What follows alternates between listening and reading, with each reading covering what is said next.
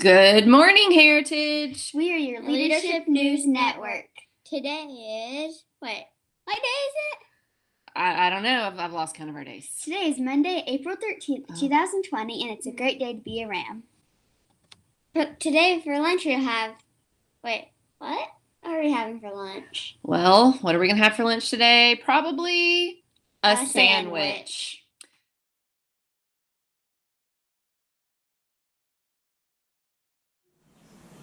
I pledge allegiance to the flag of the United States of America and to the republic for which it stands, one nation, under God, indivisible, with liberty and justice for all.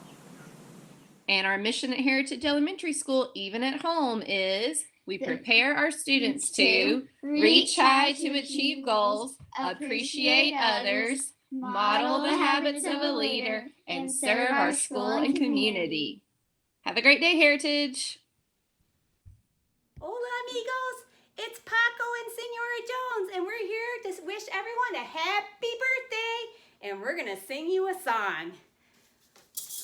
Cumpleaños feliz, cha-cha-cha, cumpleaños feliz, cumpleaños, cumpleaños, cumpleaños feliz, y mucho más. Paco, I think we did a great job. I think everyone's going to really like it. What? Paco, there's nothing to be embarrassed about. Why are you covering your eyes? We did a great job.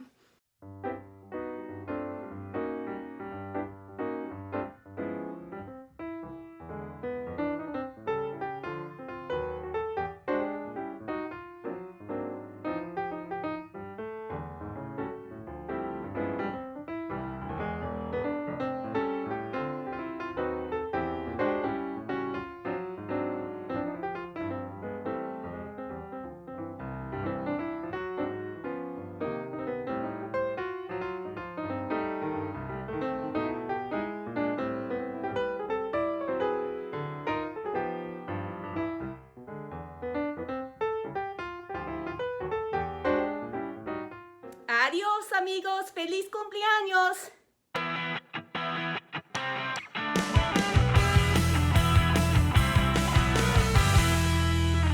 Mind Meld Monday. Did you know that you can't lick your elbow? You should give it a try. See if I'm right.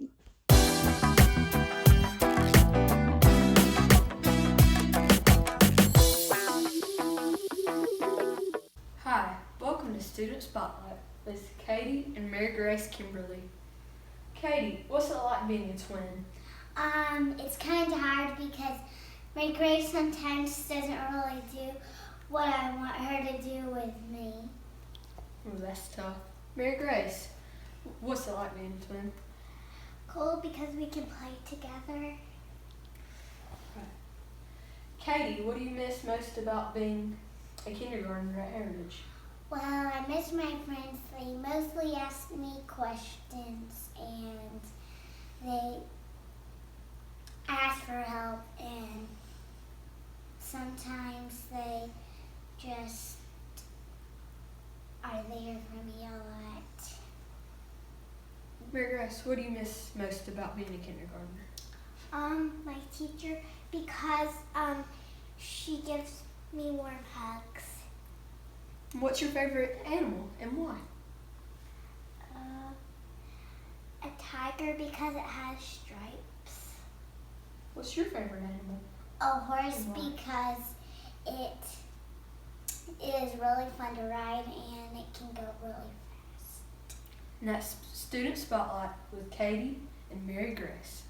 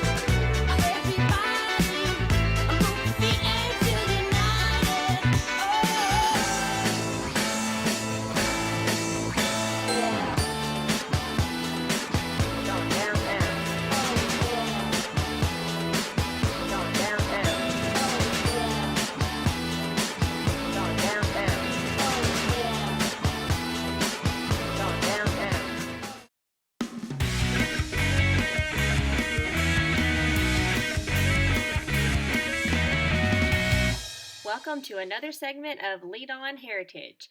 This week we are focusing on habit number 1, be proactive, and I'm going to be talking to you guys a little bit about proactive language. Proactive people tend to be more successful in life because they work to stay very positive and they take responsibility for themselves and their actions, whereas people who haven't learned to be proactive yet and are a little more reactive may not be quite as successful because they tend to, whenever something happens that frustrates them or makes them feel unhappy, then they let themselves get really negative about that. And a lot of times people who are more reactive tend to blame all of their problems on someone or something else instead of taking responsibility for their own actions themselves.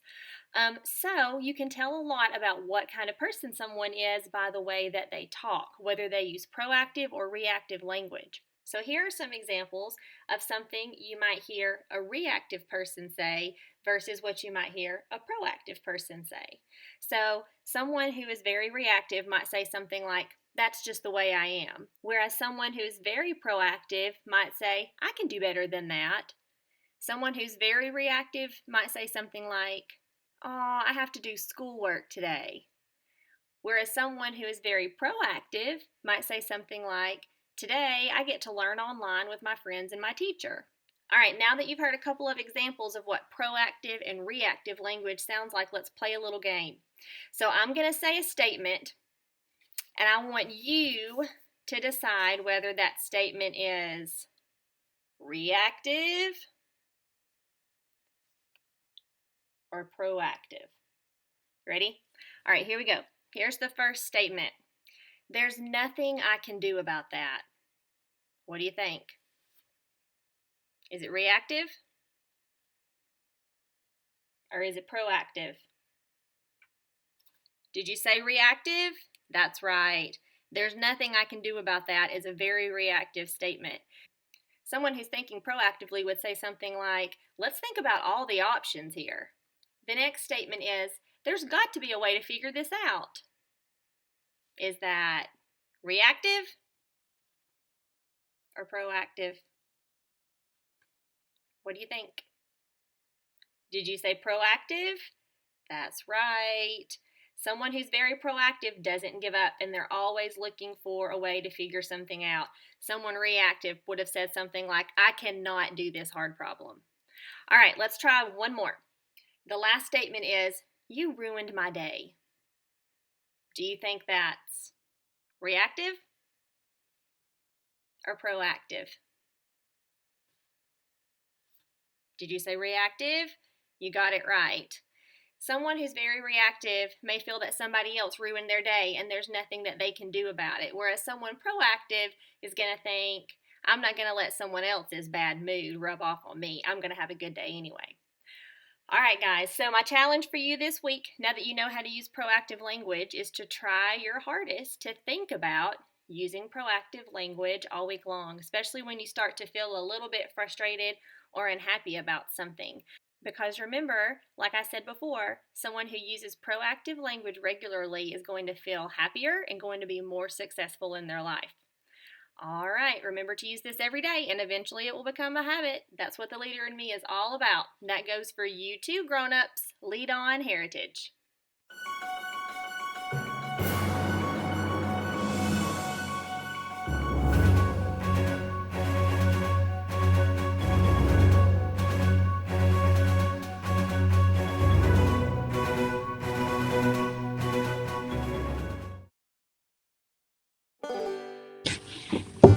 I gotta say good morning. You already started the recording. Reach high to achieve goals.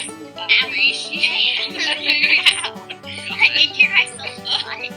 Oh, we gotta do it again. Miss Gibbs can edit this down. Where is it?